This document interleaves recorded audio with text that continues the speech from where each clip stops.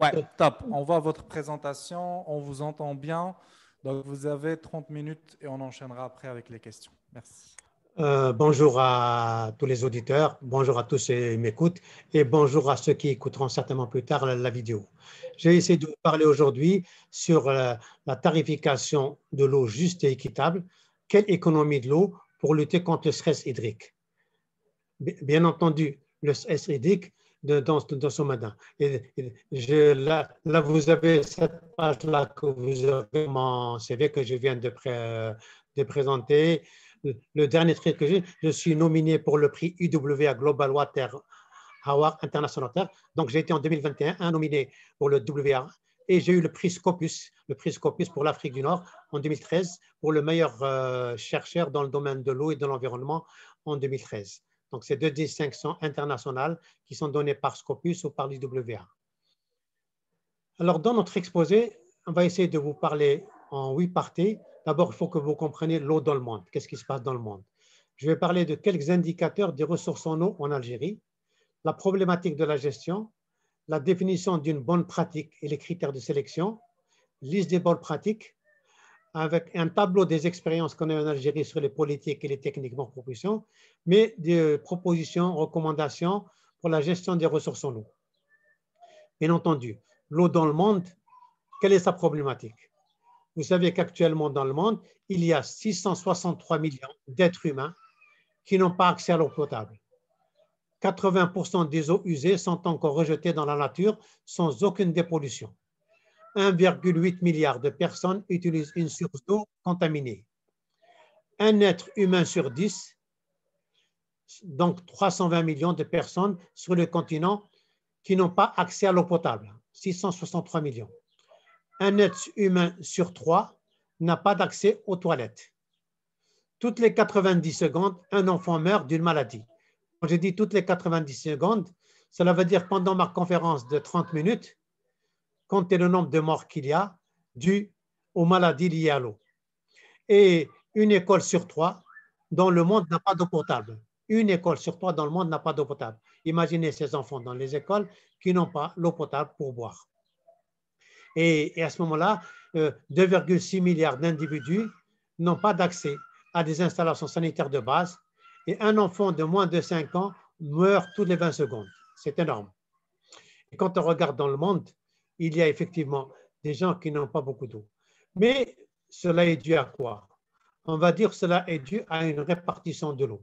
La répartition de l'eau au niveau mondial est très mal répartie. On va dire que c'est le bon Dieu, Allah subhanahu wa ta'ala, fait que dans certaines régions, telles que le Canada ou d'autres, il y a des eaux en quantité. Dans d'autres régions, il y a un stress, il n'y a pas du tout d'eau. Et vous voyez des enfants qui ont de l'eau avec des piscines à quantité, d'autres qui ont très peu. Au cours du dernier siècle, l'utilisation mondiale de l'eau a augmenté 2 fois plus vite que le taux de croissance. La démographie augmente, mais le taux de consommation augmente beaucoup plus vite. Et ainsi, la pénurie d'eau touche tous les continents et près de 40% de la planète. Sur les 7 milliards qu'il y a actuellement, 40% sont touchés par la pénurie d'eau. Et dans ce domaine-là, on parle de stress hydrique. Et le stress hydrique, c'est quand c'est inférieur à 1700 mètres cubes par habitant et par an, on est en seuil d'alerte. Quand on est à 1000 mètres cubes par habitant et par an, on est en pauvreté en eau. Et quand c'est inférieur à 500 mètres cubes par habitant et par an, on est en seuil de pénurie. L'Algérie est actuellement à 430 mètres cubes par habitant et par an. On est bien inférieur à 500 mètres cubes.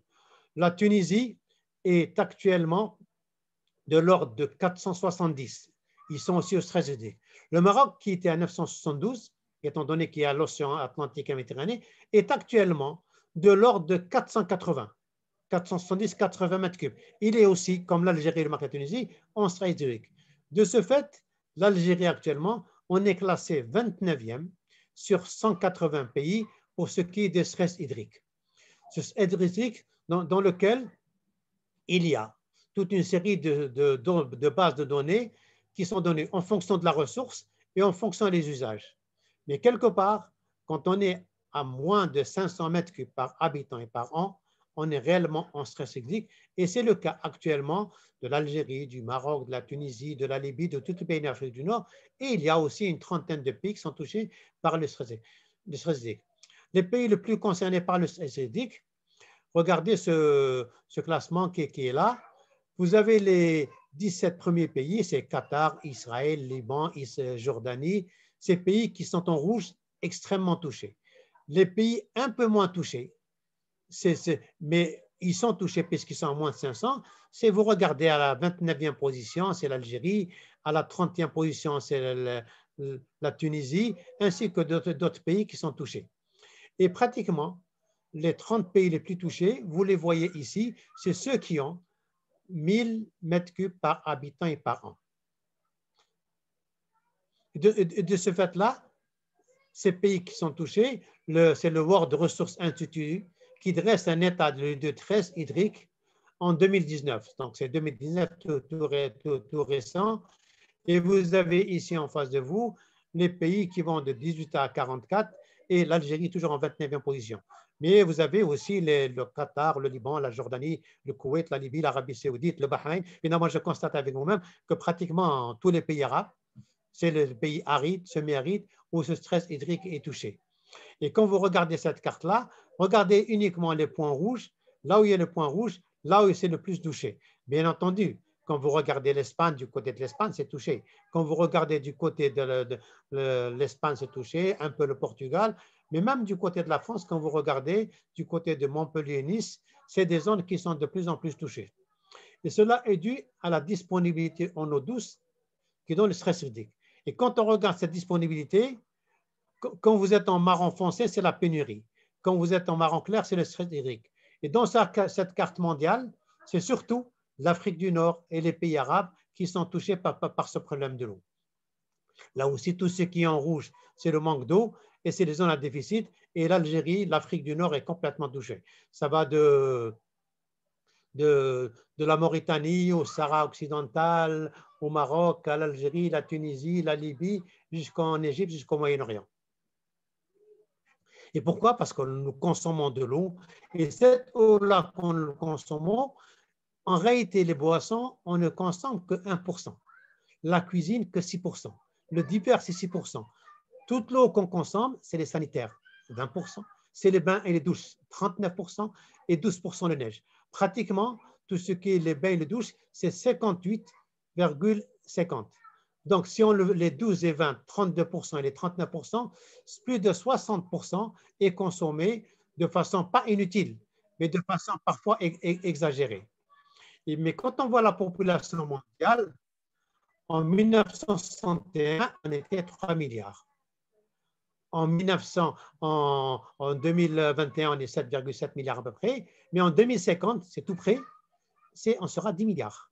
En 2100, on sera 15 milliards, sauf si on arrive à diminuer la démographie. Mais 10 milliards ou 15 milliards, il faudra les nourrir, il faudra leur donner de l'eau, il faudra. Et déjà d'ici 2025, il y aura 3 milliards de personnes qui sont soumises au stress hydrique. L'homme a toujours eu besoin de l'eau. Aujourd'hui, c'est l'eau qui a besoin de l'homme et il faut voir comment on peut faire cela. Et parce que quand vous regardez un globe, vous trouvez qu'il y a beaucoup d'eau. Mais dans cette eau-là, de l'eau douce, il n'y a que 2,5% du total. Mais 97,5% de l'eau est salée et qu'on ne peut pas utiliser directement. L'eau douce, c'est 2,5%. Mais même ces 2,5%, quand on les regarde, ces doses, 2,5%, ils sont répartis dans les eaux non utilisables, 87%, ensuite dans les icebergs. En réalité, l'eau douce au niveau mondial est très peu. Et il y a exactement 0,01% de l'eau douce. Mais au niveau mondial, il y a autre chose qu'il faut dire aussi. 12 pays contrôlent les 3/4 de l'écoulement terrestre. Ça veut dire qu'il y a 12 pays qui contrôlent 75% de l'eau. Ces 12 pays, c'est le Brésil, la Russie, le Canada, la Chine, l'Indonésie, les États-Unis. Ces pays ont 75% de l'eau. Ces pays qui n'ont pas d'association, c'est vrai. Mais comme si je regardais le pétrole en équivalent, avec l'OPEP ou l'OPEP, il y a aussi une quinzaine de pays qui contrôlent tout le pétrole au niveau mondial. Mais l'eau, qui est source vitale pour la vie, est contrôlée par ces 12 pays. Et de ce fait-là, quand on regarde en 2050, par exemple, 9 personnes sur 10, soit 90%, vivront dans les pays actuels pauvres. En 2050, la population, ce sera 90% qui vivra dans les pays pauvres, mais c'est dans ces pays pauvres où il n'y a pas de l'eau et il y a un problème de quantité d'eau. Et quand on regarde l'eau qui est de plus en plus rare, mais qui est donc précieuse. Et le vrai problème et la vraie question est de savoir si les ressources en eau de la Terre suffiront à l'horizon 2050-2100. Parce qu'en réalité, la consommation domestique, c'est 52 mètres cubes par habitant et par an. C'est très peu. La consommation industrielle, c'est 148 mètres cubes par habitant et par an. C'est très peu. C'est surtout la consommation agricole qui consomme beaucoup. 440 mètres cubes par habitant et par an. Donc, c'est surtout l'agriculture qui consomme beaucoup. Et vous regardez ici à travers cela, 70% de l'eau va à l'agriculture. L'eau potable consomme très peu de choses. Mais cela, c'était au niveau mondial, les grands chiffres. Mais si nous passons en Algérie, nous avons un code de l'eau, une charte de l'eau, un droit à l'eau qui dit l'approvisionnement des populations en eau potable est un droit de tout citoyen.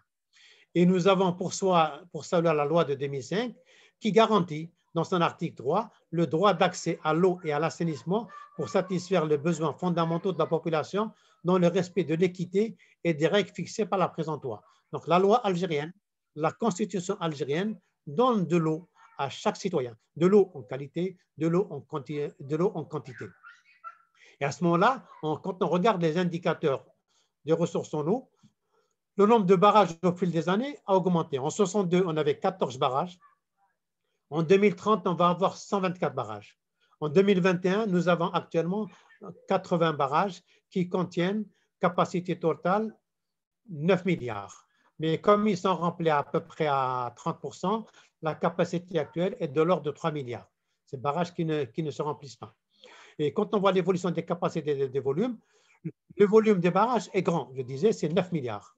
Mais le remplissage des barrages est petit, c'est à peine 3 milliards, 30%. Et cela est dû à un certain nombre de paramètres qu'on verra plus tard.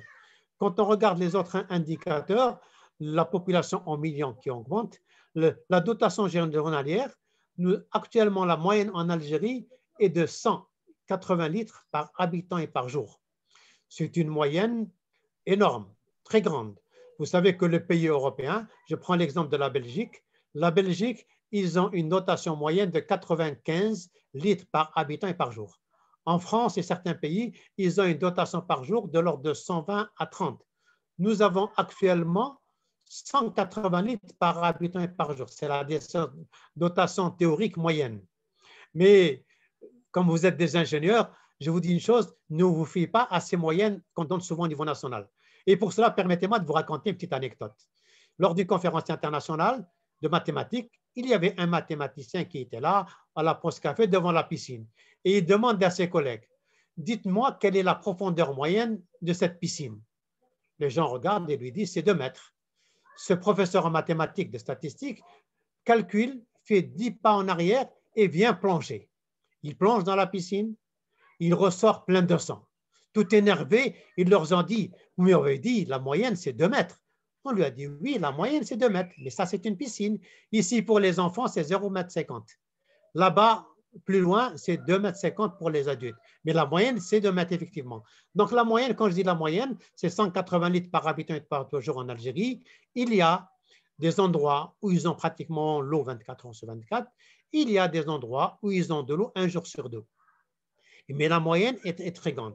Et quand on regarde l'évolution de la population algérienne, à l'horizon 2100, on pourrait être 145 millions. À l'horizon 2050, tout près, on pourrait être 68 millions, 70 millions. Mais pour 2050, c'est tout près, c'est à peine 30 ans. Ces 70 millions d'habitants, il faudra les nourrir, les loger et leur donner la quantité d'eau. Et si je fais une extrapolation, parce que si je fais une extrapolation mathématique, la population, l'augmentation, à l'horizon 2050, l'horizon vers 2140, nous aurions une pénurie extrême et nous aurions à peine 100 mètres cubes par habitant et par an, très insuffisant par rapport à ce qu'on a actuellement. Et de ce fait-là, on est obligé de regarder les eaux qu'on a. Il pleut 12 milliards par an, c'est plus actuellement 12 milliards, c'est 10 milliards. Et avec ces changements climatiques ces dernières années, les précipitations en Algérie ont diminué de 30% et on ne sait plus exactement quand il pleut et quand il ne pleut pas. Bien sûr, heureusement que nous avons les eaux non conventionnelles et nous avons 1,2 milliard de mètres cubes des eaux usées épurées, puisqu'on peut boire de l'eau et on peut les épurer. Malheureusement, ces 1,2 milliard, la grande majorité, 80-90%, part en mer. Nous avons aussi le dessalement de l'eau de mer. Nous dessalons actuellement 840 millions de mètres cubes par an. Nous avons l'eau de la Méditerranée, 1600 km de côte, et nous pouvons dessaler. Malheureusement, la quantité dessalée est actuellement insuffisante. Quand on regarde l'eau potable actuellement en Algérie, il y a la DE gère 824 communes, l'SPA 123 communes et les régies locaux 194 communes. Je passe rapidement sur ces chiffres, les sensations de traitement, les catégories des capacités de stockage, tout cela. Donc, cela veut dire quoi? Cela veut dire que du point de vue production d'eau potable, il y a eu des quantités qui ont été produites et faites. Mais malheureusement, je dis, dotation moyenne 180 litres par jour et par habitant, au quotidien, il y a 75% de la population qui ont de l'eau au quotidien, dont 38% des 75% qui ont de l'eau 24 sur 24.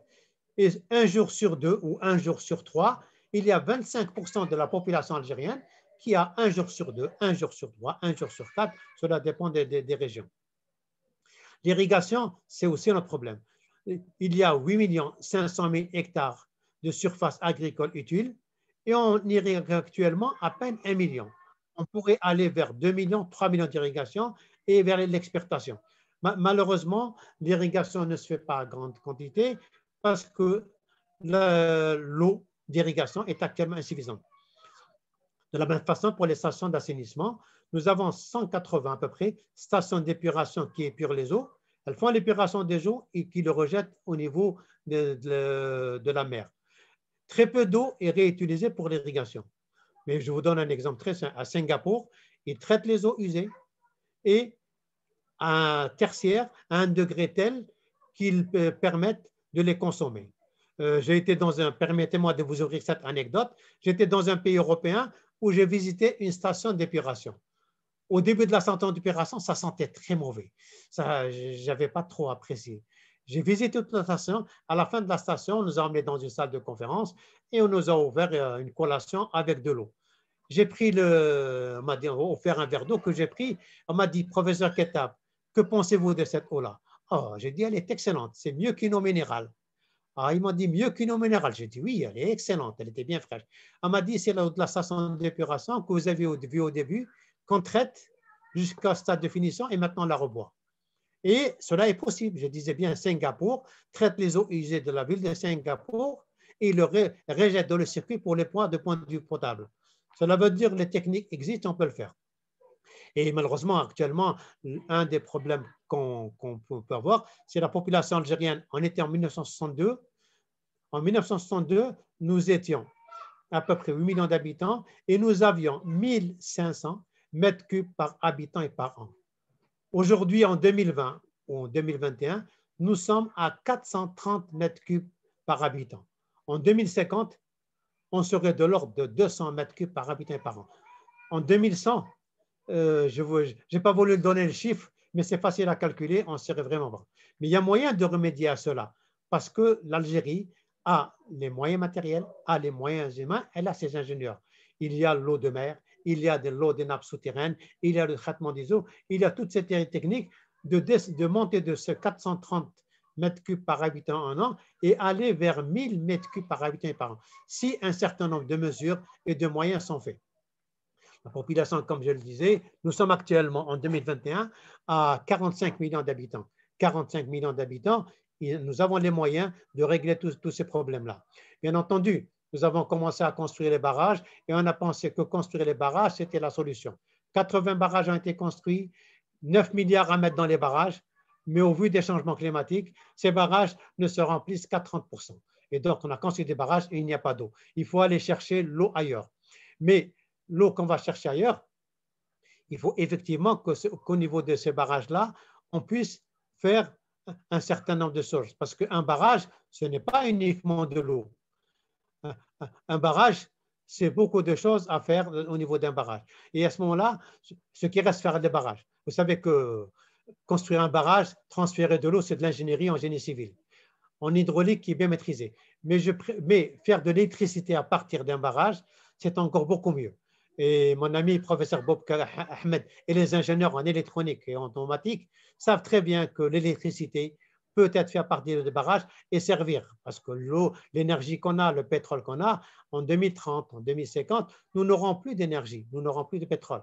À ce moment-là, il faudra passer au niveau des barrages pour voir comment récupérer l'énergie hydroélectrique. Bien entendu, ces barrages, on peut les surélever pour gagner un peu de barrage. Et certains barrages ont été soulevés et qu'on peut les soulever. Bien entendu, on a fait des transferts d'eau, beaucoup de transferts de l'eau, et ces transferts de l'eau ont été faits de Ain Salah à Tamnasset sur 800 km. Et si on a fait des transferts de l'eau sur 800 km, cela veut dire qu'on a les capacités de le faire. Ces transferts de l'eau ont été faits pratiquement en plein Sahara, avec des conduites hydrocanales algériennes et avec des ingénieurs et de l'ingénierie algérienne. Si nous sommes capables de transférer l'eau sur 800 km, c'est que nous sommes capables de transférer l'eau sur des petites quantités. Mais malheureusement, ces eaux qui sont dans les barrages, on a laissé les barrages s'envaser et il y a actuellement beaucoup de barrages qui s'envasent. Heureusement que certains barrages sont actuellement à vide, tels que le barrage du Hamis, tels que le barrage du Qadara, et les pouvoirs publics ont pensé à faire directement le dévasement puisque le barrage est vide, ce qui est une bonne technique. Mais la bonne technique, c'est de ne pas laisser les barrages s'envaser. La bonne technique, c'est de prendre les eaux usées traitées et de les réutiliser pour l'agriculture, de les réutiliser pour l'industrie, pour le refroidissement, pour les réutiliser pour l'irrigation des gazons, pour les réutiliser pour les loisirs. Les gens qui connaissent Alger et qui connaissent l'Oued el-Havash, il y a 20 ans, comment il était l'Oued el-Havash, et actuellement, au bord de l'Oued el-Havash, les eaux usées étant traitées, les gens vont au bord de l'Oued el-Havash et mangent et s'assoient et discutent largement. Bien entendu, si on a des eaux en excès, on peut recharger les nappes. On peut injecter au niveau des nappes et recharger les nappes. Une des solutions qui a été préconisée, c'était le dessalement. En 2001, nous avions les barrages vides, en mai 2001, et nous allions acheter de l'eau à Marseille. J'étais à Marseille et j'avais vu le port du Marseille qui se préparait à nous vendre de l'eau. J'étais sincèrement chômage, acheter de l'eau à l'étranger. Le gouvernement, dans le temps, avait décidé en 2002 de construire des stations de dessalement et il avait commencé à construire 60 stations de dessalement de 5 000 à 10 mètres cubes pour sauver l'été 2002. Ensuite, il a dit, plus jamais cela, nous allons commencer à construire des stations de dessalement. Nous avons commencé à construire des stations de dessalement jusqu'à 2012. Mais malheureusement, en 2012, on a été arrêté et en 2021, on se retrouve avec la même situation, pas d'eau, dû au changement climatique, dû au manque d'eau, mais dû aussi à des problèmes de gestion, à des problèmes de management, à des problèmes de planification. Les changements climatiques, ils sont pour quelque chose, pour un pourcentage, mais il y a d'autres paramètres. Et sur cette station de dessalement qu'on a commencé à construire, il donne à peu près 8000 mètres cubes par habitant et par an. Et vous avez ici devant vous la station de dessalement de Hamma. À chaque fois que vous allez sur Alger, vous la regardez, vous la voyez, ou la station de traitement de Coléa. Maintenant, cette eau-là, on se dit l'eau à quel prix? L'eau à quel prix? Là est le problème. L'eau à quel prix? En réalité, quand on regarde les chiffres algériens, l'eau actuellement est vendue, la première à 6,30 dinars le mètre cube et 2,35, soit à 8 dinars, soit 0,05 euros par mètre cube. 8 dinars le mètre cube, c'est vraiment très peu parce que c'est en prix de revient. Le prix de revient de l'eau, quand vous regardez une facture de la CEAL, on vous donne tous les détails sur la facture de... Quand vous avez toutes les factures de la CEAL, le prix d'une facture, vous regardez 5,69 en vert. Le prix réel est 10 fois plus, 5 694. Et j'avais proposé au ministère des Ressources en eau, j'avais proposé à la CEAL, et qui a été accepté, ça fait depuis février 2020, comme quoi on mettait en vert le tarif que le citoyen paye, mais on lui mettait à côté en rouge le vrai tarif. En mettant uniquement ça, en mettant une publicité pensée à consommer moins, le citoyen algérien très conscient et qui sait ce que le prix de l'eau va essayer de gaspiller moins, de consommer moins. Ça n'a jamais été fait depuis février 2020 jusqu'à aujourd'hui, 20 août de 2021, ça n'a pas été fait. Et le citoyen jusqu'à aujourd'hui ne connaît pas le prix de l'eau. Le citoyen, il faut le sensibiliser. Le citoyen, quand il voit quel est le prix réel de l'eau, il peut le faire. Et là, il y a toute une série de logiciels, de techniques que je passe pour vous donner le prix de l'eau. Sur la facture, on peut donner toute une série d'informations sur la facture. On peut tracer une courbe, on peut dire le prix réel, mais c'est une facture que je n'aime pas lire parce que je vais directement mon montant, parce que je n'ai aucune autre indication. Et sur ces indications, on peut regarder le prix. Parce que la première tranche, pour une consommation, c'est à peine, quand on consomme 25 mètres cubes, c'est 650 dinars. La deuxième tranche, quand on consomme jusqu'à 55 mètres cubes, c'est 1700 dinars. Donc, le prix réel de l'eau n'est pas cher, n'est pas important. Mais quand on regarde ces prix-là, le citoyen n'a pas ces prix-là. Il faut arriver à mieux le sensibiliser, à mieux le faire.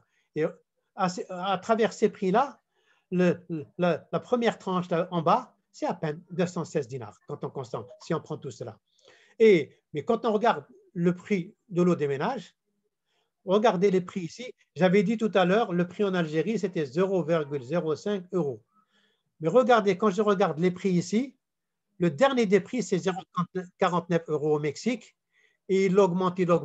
Il est à 6,70 euros au Danemark. 6,70 euros. Donc, les prix, même si on voit nos voisins de l'Est et de l'Ouest d'Afrique du Nord, le prix de l'eau est cher. Et quand je regarde la tarification, entre la tarification de l'eau qui revient à peu près à 160 dinars le mètre cube, parce qu'une eau dessalée achetée à Al-Hamma ou achetée à Qléa coûte 120 dinars le mètre cube.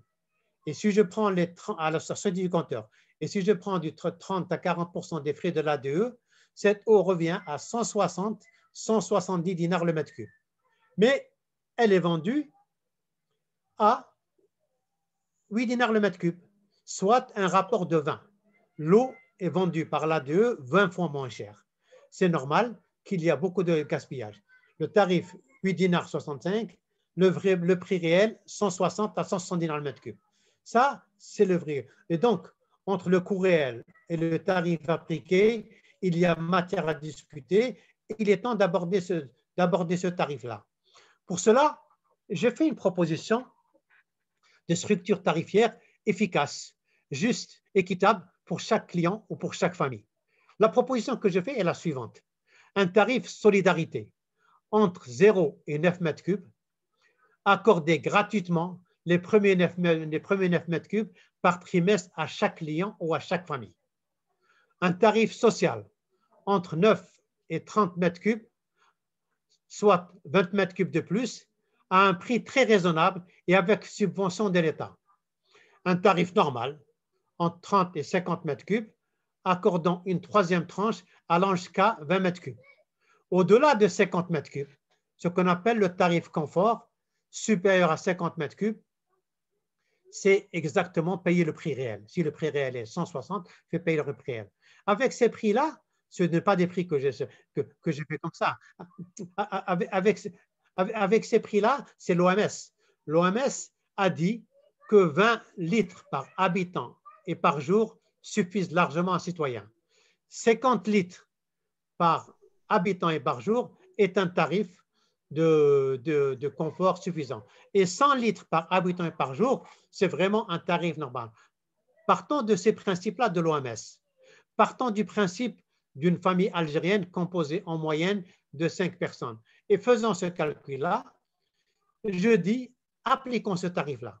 Mais si nous appliquons ce tarif-là, des gens m'ont dit, mais c'est gratuit le premier temps. J'ai dit oui, le premier tarif, c'est les 20 litres par habitant et par jour. On la donne gratuitement à tout le monde, même aux riches, même à tout le monde. De ce fait-là, les gens vont essayer de ne pas consommer beaucoup et de descendre vers cette tranche-là et on aura des économies d'eau parce que les gens vont consommer moins. Mais tel que c'est actuellement, il est anormal qu'un ministre, qu'un député, qu'un PDG, qu'un ambassadeur paye le prix de l'eau à 8 dinars le mètre cube. il n'y a pas d'économie d'eau.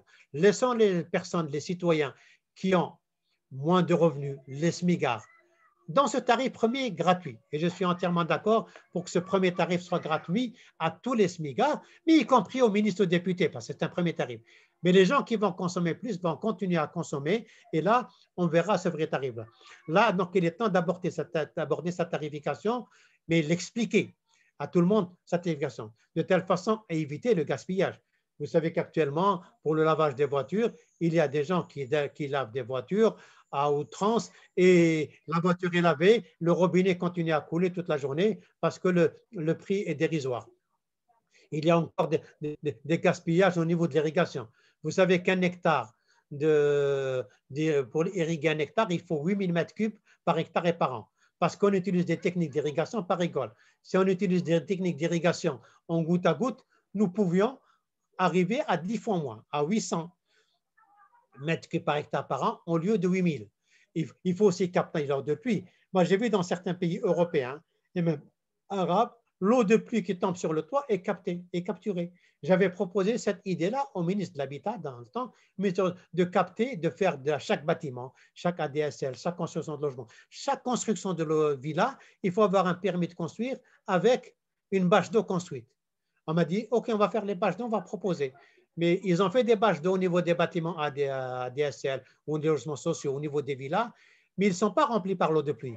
Ils sont remplis par l'eau de robinet. Alors que l'idée, c'était de remplir ces bâches par l'eau de pluie. Et du coup, on n'a rien gagné. L'eau de robinet va par les bâches d'eau qui est stockée. Et donc, toute une série de moyens d'économiser de l'eau. Et donc, des interrogations se posent, des questions se posent. L'information, où est-elle? La sensibilisation, où est-elle? La communication, l'aide de gaspillage, la formation, l'enseignement, la recherche dans le domaine de l'eau. Quelles sont les stratégies, les visions? Effectivement, il y a eu l'AGIR. L'AGIR, c'est l'agence de gestion intégrée des ressources en eau. Cette AGIR qui est censée faire l'information, la sensibilisation, la communication, à vrai dire, ne fait pas grand-chose. Et vous n'avez qu'à regarder la télévision ou regarder les journaux, quelles sont les publicités que vous voyez qui vous disent économiser de l'eau et comment l'économiser. Je ne vois aucune publicité, sauf de temps en temps une publicité qui me vient par SMS et on envoie à 20 millions, 30 millions de citoyens algériens un SMS qui dit économiser l'eau par l'irrigation. Et croyez-moi, quand on envoie à mes enfants, on envoie à tout le monde. Ce n'est pas les gens qui consomment, qui gaspillent l'eau. On doit l'envoyer aux gens, chefs de famille, qui, eux, payent la facture d'eau, qui consomment. Et donc, envoyer cette publicité par SMS à des gens ne sert à rien. L'économie de l'eau, la sensibilisation, l'information, il faut la faire par d'autres moyens, par d'autres techniques. Et quand je dis je regarde la terre, nous n'héritons pas de la terre de nos ancêtres, nous l'empruntons à nos enfants. Nous n'héritons pas de la terre de nos ancêtres, nous l'empruntons à nos enfants. Donc nous devons préserver cette eau-là, nous devons préserver cette qualité-là. Et quand je regarde la terre, regardez ces animaux que vous voyez, regardez ces fleurs que vous avez. Nous ne faisons rien pour l'eau. Si nous ne faisons rien pour l'environnement, dans 20 ans, 30 ans, 50 ans, on ne verra plus ça. On ne verra plus cette verdure, on ne verra plus les là. Et par conséquent, l'eau doit être une source de paix, de coopération. Et l'eau, il y a des endroits où il y a beaucoup d'eau. Il y a des endroits qui n'ont pas d'eau. Mathématiquement, c'est très simple. Je fais une équation, Y est égal à X plus B, et je vois que d'un côté, il n'y a pas d'eau, c'est le Y. De l'autre côté, il y a beaucoup d'eau, c'est le X. Et comment faire cette équation? Y existe pour qu'il y ait cette paix, cette coopération, cet échange. Il y a le paramètre A à définir et le paramètre B à définir qui sont complexes et qui sont compliqués et il faut vraiment se casser la tête pour trouver cet échange. Donc, nous avons un réel défi à relever, une stratégie à faire, une politique à faire, des solutions à définir. Cette politique, cette stratégie, elle est là, elle existe. À travers cette stratégie, c'est d'aller vers une bonne gouvernance pour un développement durable. Et quand on regarde cela, une bonne gouvernance, un développement durable, les stratégies sont faites. Parmi les stratégies, j'ai ici un certain nombre de stratégies sur les principes, sur l'eau potable, l'agriculture, les eaux usées, la formation, le dessalement, la recherche, jusqu'aux bonnes pratiques. Tout ce que vous voyez en vert, eau potable, eau usée, formation, enseignement supérieur, législation, réglementation, conflit, guerre de l'eau, bonnes pratiques, c'est des livres que j'ai déjà écrits et qui sont disponibles. Tout ce qui est en rouge, c'est des livres que je suis en train d'écrire qui sont là.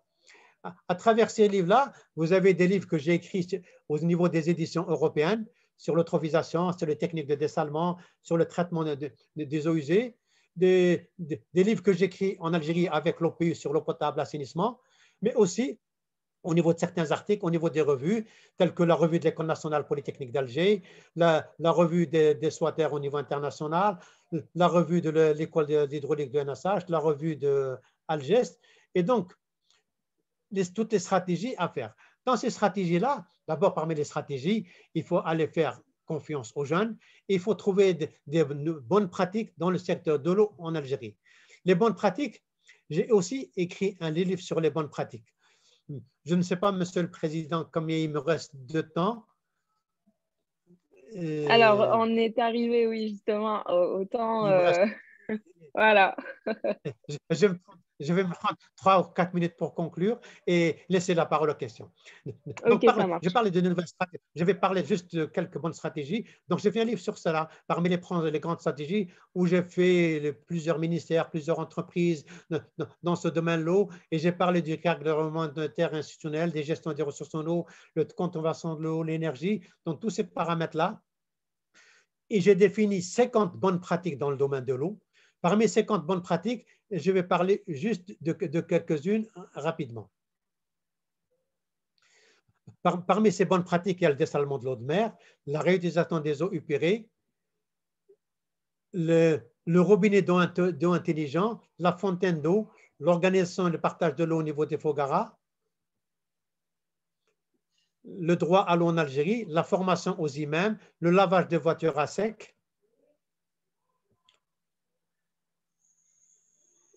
Voilà. La première bonne pratique, je passe. La deuxième bonne pratique, je passe. La troisième bonne pratique, je passe. La quatrième bonne pratique, je passe. La cinquième, je passe. La sixième, je passe. Je vais aller vers une bonne pratique. Je prends, par exemple, ici, la bonne pratique sur le dessalement. Vous savez que quand on dessale l'eau de mer, c'est quoi le principe? Il y a de l'eau de mer qui est salée de la Méditerranée à 35 grammes par litre. On enlève les sels de la saumure. Ensuite, on prend l'eau. Mais cette saumure-là contient beaucoup d'éléments. Elle est rejetée en mer. Il faudrait que maintenant, on puisse donner de l'argent, des moyens à des jeunes pour qu'ils puissent récupérer cette saumure, ce sel-là, l'étudier et le travailler, et pour ressortir de ce sel-là d'autres choses bénéfiques, entre autres des médicaments, peut-être des engrais, peut-être beaucoup de choses. Mais nous sommes en train d'avoir des tonnes et tonnes de saumure en train de rejeter en mer et qui ne sert à rien. Ça, il faudrait arriver à faire cette étude-là au niveau du dessalement d'eau de mer, surtout que nous sommes en train de dessaler de plus en plus de l'eau de mer. Je prends les stations d'épuration. Il y a 200 stations d'épuration qui sont gérées. Je préfère qu'on donne une station d'épuration à un jeune dans le domaine, gérer la station d'épuration et lui donner un budget au lieu de lui donner un budget d'aide par l'argent pour acheter un bus ou pour acheter autre chose, lui donner une station, l'aider à la gérer, et il pourra la gérer, et un ingénieur radio pourra très, très bien la gérer et avancer dans ce domaine-là. Parmi les bonnes pratiques, j'appellerai ce que j'appelle le robinet intelligent. Vous savez qu'actuellement, il y a des robinets qui permettent d'économiser de l'eau. Ces robinets-là sont là et ils permettent. Un robinet à 3 bars permet d'économiser 47,5 litres d'eau en 5 minutes.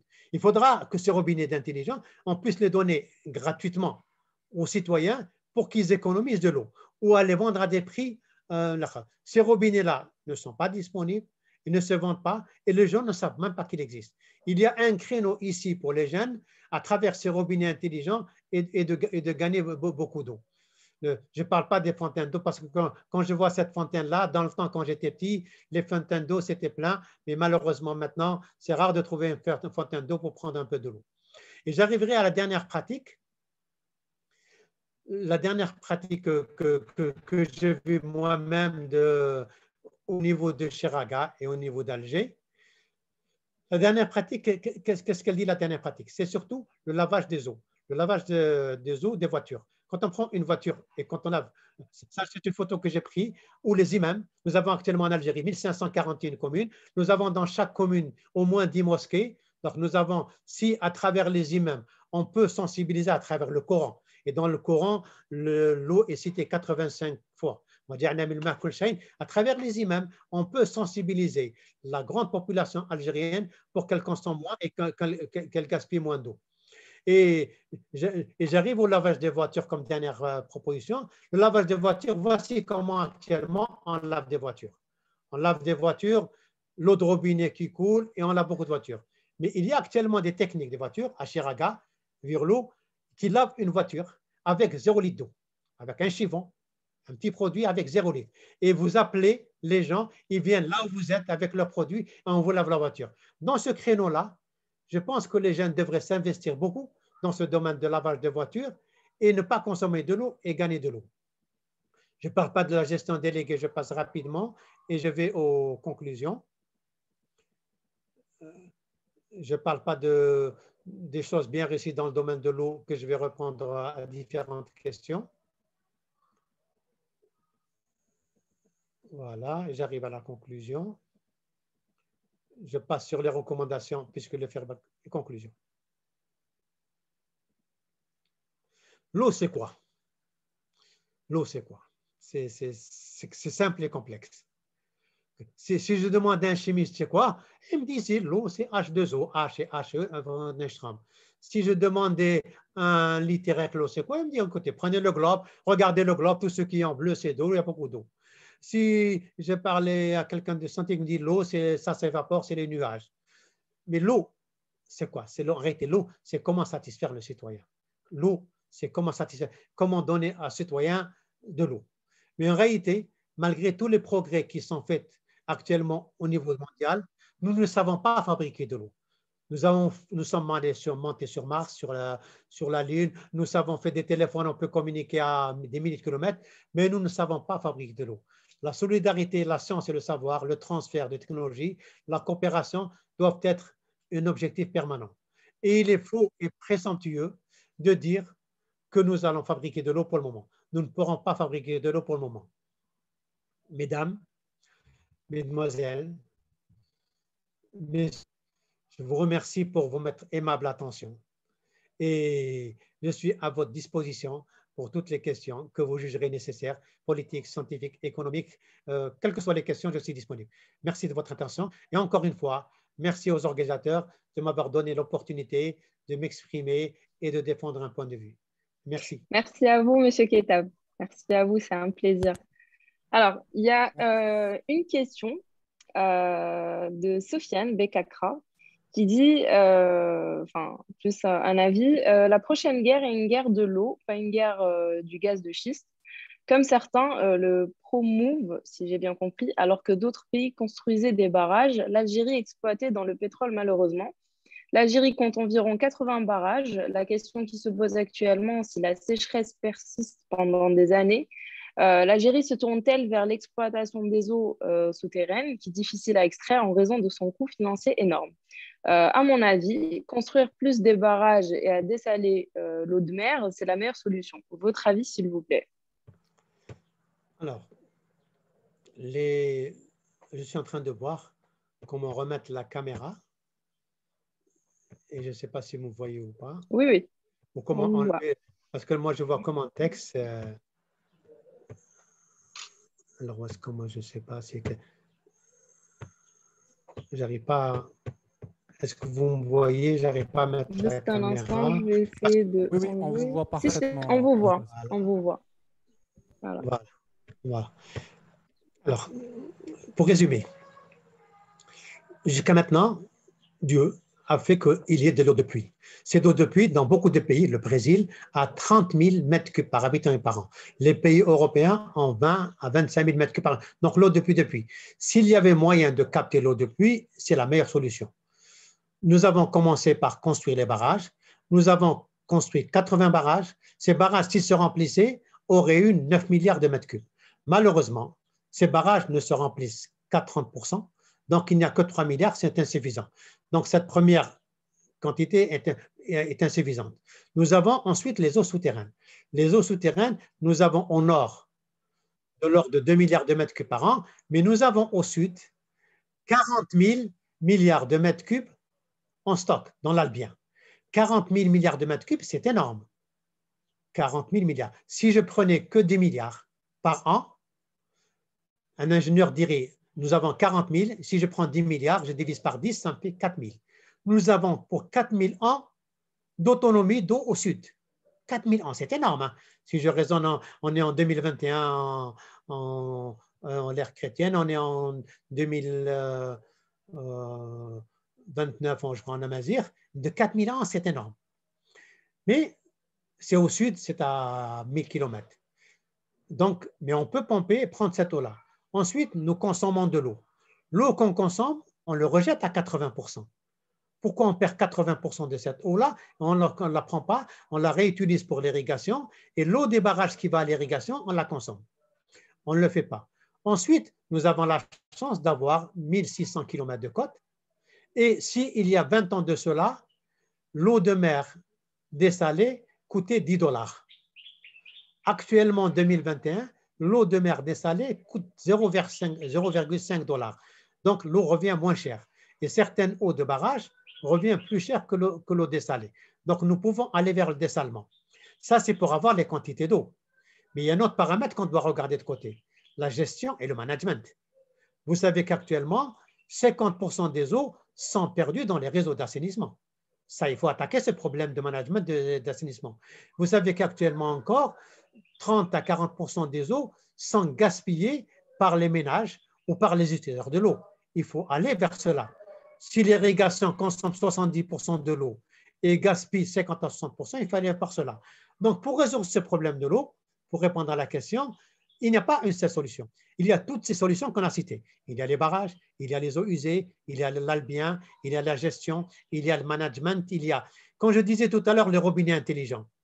Il faut arriver à ce que chaque citoyen ait ses robinets intelligents au niveau de sa douche pour qu'il puisse consommer moins d'eau. Il faut arriver à mettre ses robinets poussoirs au niveau de certains endroits pour consommer. Donc, toute cette politique de l'eau, cette stratégie, si on prend un élément, on va vers le dessalement et on fait, ce n'est pas la bonne stratégie. Le dessalement, ce n'est qu'un appoint. Si on prend que les autres barrages, ce n'est pas un frein. Et j'avais dit à l'ancien ministre des Ressources en eau, aux deux anciens ministres des Ressources en eau, écoutez, l'été 2021, nous avons des problèmes à Algérie, c'est à cause, on va dire, des changements climatiques. Supposons que pour 2022, nous avons le même problème. Raisonnez, pour 2022, nous allons avoir 0 précipitation.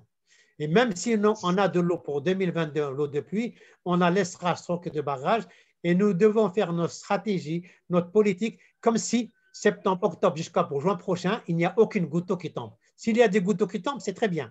Elle sera stockée dans le barrage. Sinon, on doit faire une autre stratégie et aller vers d'autres structures. Ça commence à être fait, mais de façon timide, parce qu'on a toujours raisonné sur les barrages, sur l'eau de pluie. Mais il faut qu'on raisonne sur d'autres questions. Maintenant, il y a de l'ingénierie dans ce domaine de l'eau. L'eau, ce n'est pas uniquement les quantités qui tombent comme dans les barrages. Ça, c'est l'ancien système. Maintenant, il y a des façons d'économiser de l'eau avec de l'ingénierie. Quand je parlais de lavage de voiture, quand je parlais utiliser, au lieu d'utiliser 500 litres pour laver une voiture et aller utiliser juste un chiffon et 1 litre, c'est une technologie nouvelle qu'il faut utiliser. Quand je parlais de robinet intelligent pour consommer moins d'eau, il faut le faire. Quand je parle du gaspillage qu'il y a, quand il y a des gaspillages, il faut faire une loi de l'eau. Et sur la loi de l'eau, il y a une police des eaux. Et si la police des eaux, c'est la police des eaux ou contrôleur des eaux, s'il voit de l'eau qui est gaspillée, cette police ira sanctionner celui qui gaspille. Celui qui gaspille, que ce soit la société des eaux qui distribue de l'eau, la CEAL, que ce soit celui qui lit la voiture et qui gaspille les eaux, ou que ce soit le citoyen qui gaspille les eaux, ça, il faut aller. Vous savez qu'une chasse d'eau, si on ne répare pas la chasse d'eau, nous avons près de l'ordre de 20 litres par temps et de l'ordre de 220 mètres cubes par an. Imaginez le nombre de chasses d'eau qu'il y a qui fuient et que le citoyen ne répare pas parce qu'il sait que s'il répare, ça va lui revenir plus cher que l'eau qu'il gaspille. Il faut aller vers tous ces moyens, toutes ces bonnes pratiques pour résoudre le problème de l'eau. Parce que ce problème de l'eau, si on ne fait rien, en 2022-2023, nous n'aurons pas du tout d'eau. Et j'avais montré à travers mon graphique que l'eau nous avions 1500 mètres cubes par habitant et par an en 1962.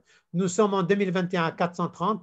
Nous serons en 2050 à 200 mètres cubes et nous serons en 2100 à peine 100 mètres cubes.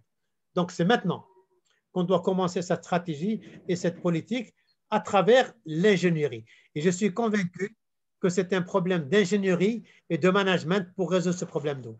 Ce n'est pas uniquement la construction de barrages. J'espère que j'ai répondu à la question. Il y a une seconde Merci beaucoup, question de la part de Amine. Oui, Sofiane. Oui, vas-y. Si on a une autre question. OK. Alors, je pense que ce sera la dernière question la dernière question pour qu'on puisse enchaîner avec notre planning et éviter. Alors, vas-y, Nor, je te laisse le soin de poser la dernière question. Donc, Amine Zahraoui dit, professeur, quelle solution ou orientation pouvez-vous donner aux porteurs de projets pour solutionner la problématique de l'envasement dans les barrages? Je dis l'envasement, je réponds à cette question spécifique, ensuite je réponds en général. L'envasement des barrages, quand on construit un barrage, automatiquement, le barrage est construit. Ensuite, on laisse les montagnes à côté. On ne fait pas un reboisement. Et c'est la pluie qui tombe sur ces montagnes-là, qui enlève la terre et qui l'emmène au barrage pour cet envasement-là. Donc, il faut d'abord, avant de faire un barrage, tout ce qui est le bassin versant, construire des plantes, des arbres et des plantes qui empêchent la terre d'aller vers les barrages. Ensuite, au niveau des oueds, quand le oued a une grosse pente et automatiquement, il y a une grande vitesse, les particules vont au niveau de ce barrage-là. Il faut qu'au niveau de ce oued-là, on puisse faire des talus de telle façon à diminuer la vitesse de l'eau. Et si la vitesse de l'eau, quand elle arrive au barrage, est à faible vitesse, les matières vont se dépenser. Ensuite, au niveau du barrage, il y a ce qu'on appelle la technique de soutirage. Quand il voit de l'eau qui arrive avec beaucoup de matière en suspension, cette eau-là qui est trouble, on peut la faire évacuer directement. Ça, c'est globalement au niveau d'un barrage.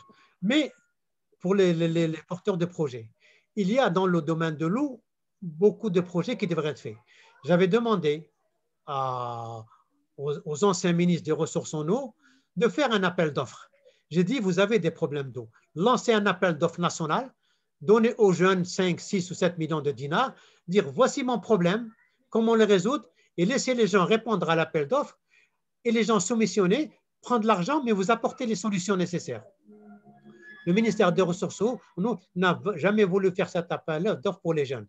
Il faut que maintenant, et si les jeunes vont avec un projet pour le soumettre, pour travailler, il n'y a pas actuellement, mis à part l'envredette, où il y a moyen de faire. Il faut que maintenant, l'eau, à travers l'ingénierie, à travers un certain nombre de procédés, il y a moyen de faire. Et il y a, je prends un exemple, le relevé des compteurs, que l'entreprise chargée de l'eau, la CA ou la DE, continue à faire ça elle-même.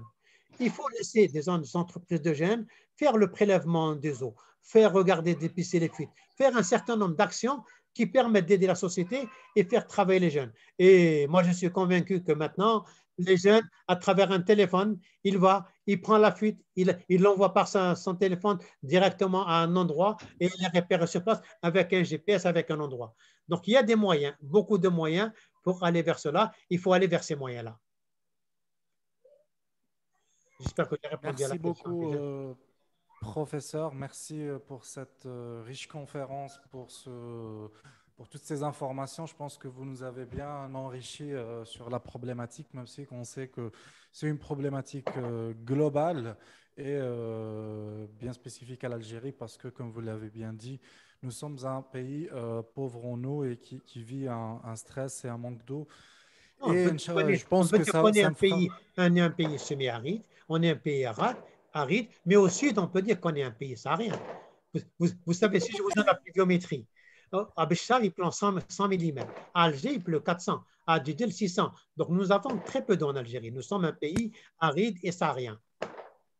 Absolument, absolument. Et je pense que c'est le moment d'agir pour y remédier. Merci beaucoup, Yatek Saha, professeur. Il y avait une troisième question. Je pense que c'était la dernière. En plus, je pense que nous devons de. Parce que monsieur Sofiane, je pense que vous êtes privé d'une question. Mais vous êtes président, vous pouvez vous priver de la question. Je suis désolé, je dois gérer le temps parce qu'on a glissé un petit peu sur le planning, mais ne vous inquiétez pas. Je pense que nous reviendra vers vous avec les questions de nos challengers qui sont encore avec nous.